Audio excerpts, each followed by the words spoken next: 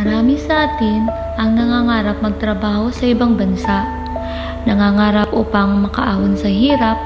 Pero sagot nga ba ang pangingibang bansa para magkaroon ng malaking kita? Oo, aminin natin, may kalakihan ng sahod dito kaysa sa ating bansa. Pero ang tanong, magiging masaya ka ba? Matitiis mo bang malayo sa pamilya mo? Makakapahinga ka ba? Mabibili mo ba ang gusto mo? Makakaipon ka ba? At higit sa lahat, kaya mo ba lunukin ang pride mo dahil ang trabaho mo rito sa ibang bansa ay malayo sa propesyong tinapusan mo?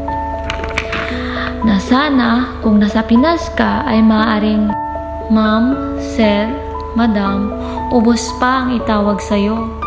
Pero dito sa ibang bansa, ikaw ay para lang isang alila.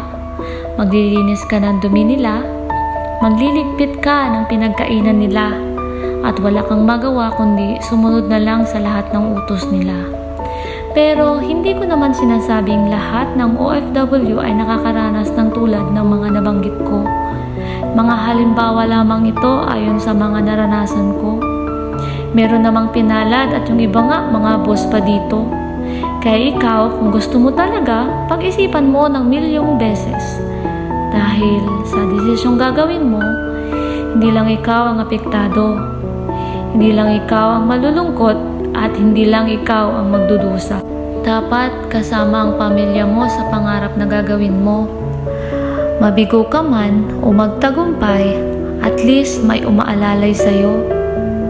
May sumusuporta sa'yo.